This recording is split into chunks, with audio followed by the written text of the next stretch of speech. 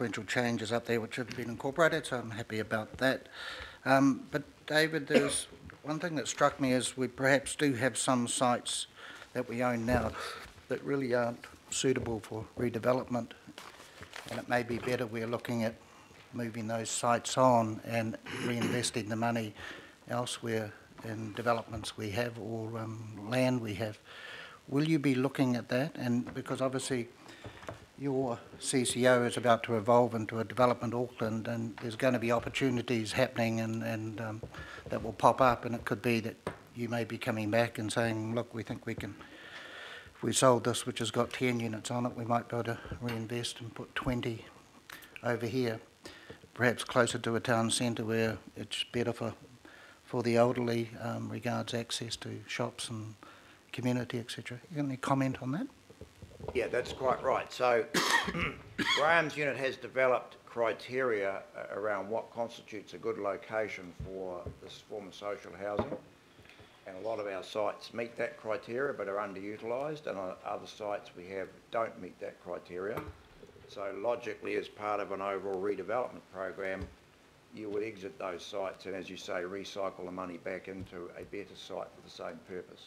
Do you want to add to that, Graham? No, it's just really part of the fit for purpose equation, you know, location, the quality of the amenity, it's everything that comes into making housing suitable for purpose. Thank you. Thanks, Councillor Clow. Councillor Wood. Yeah, I just got a question in relation to paragraph 25, this contiguous bed sits.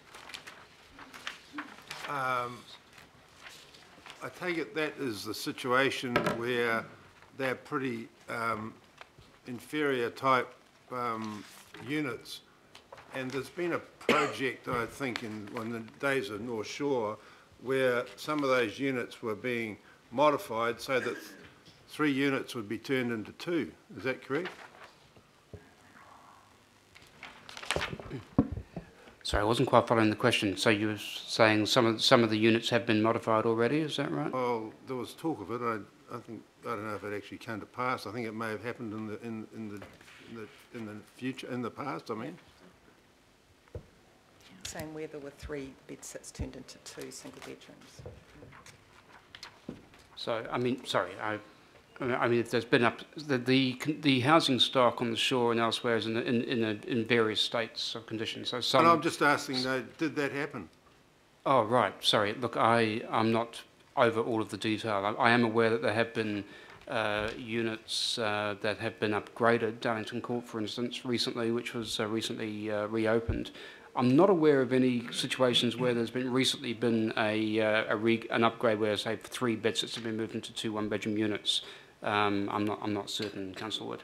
Okay, but so I just want to say that that's something which may happen in the future, and you know, Councillor Walker's talking about. I don't know what happened up in Rodney with yours, Councillor Walker, but haven't got any. We didn't have any. Oh, you didn't have any up there? No. Oh, well, it's good that you've come on board with it down here.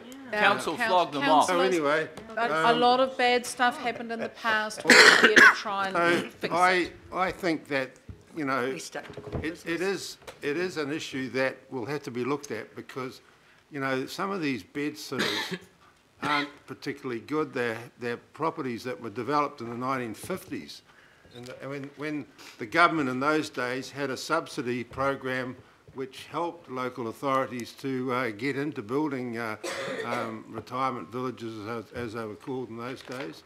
And I think that we're now having to deal with the aftermath of what happened in those days. So that issue of maintaining at least the current level of older adult provision may be something that we'll have to look at quite closely, because, you know, I think that it's important that we also look at the quality of these abodes, because I think in some cases we're putting people into places which, you know, aren't too great as far as the quality of what they're going to be getting.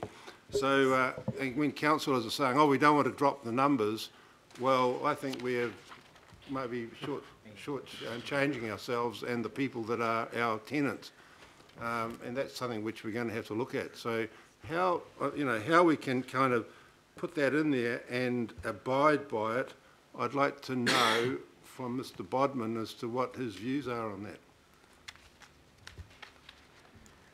I'll try and answer the question through the chair. I think the point is that much of the current portfolio, as we said in the paper, is not up to standard.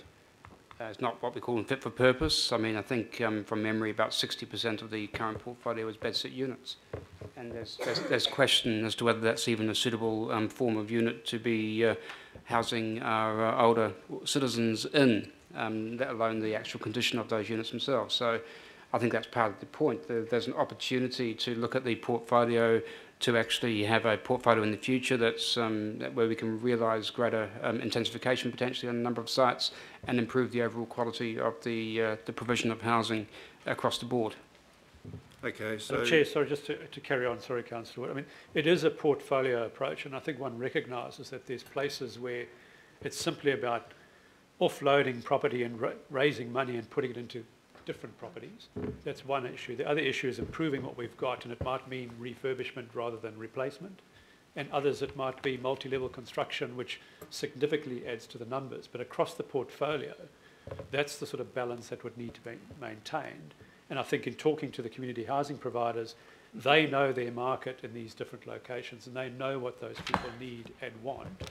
And how we can deliver those is up to that partnership on a portfolio-wide basis. So you're right, in places the numbers may reduce, in other places they may raise significantly, but overall the intention is to grow far beyond what's there now. And I think from a portfolio-wide, there's no reason why it shouldn't, as well as the quality and the level of service. So, okay, so I think that this is an excellent report, and I congratulate the writers for what you've put together here, because I think it's something which we've been talking about since the start of this council, and we've now got our, got around it, and we've now got something which I think we can move forward with, which will give us some major improvements. It's going to be done on a business-like manner. It will involve, I think, selling land that has got at a premium and get a good return for, and we can put that money back into other developments which will increase the stock. So I congratulate you. I'll await the return of your report at the end of the year. It'd be really good. So thank you very much, and let's get on with it. Thank you. It's a very good summing up. Sadly, I've still got Councillor Filipaina, Stewart, Member Taipere and Councillor Quacks. And then I think we can probably move on. Councillor Filipaina. Thank you, Chair. My question is regards to 26 on our agenda, and that's around the properties that are currently across Tamaki Makaurau.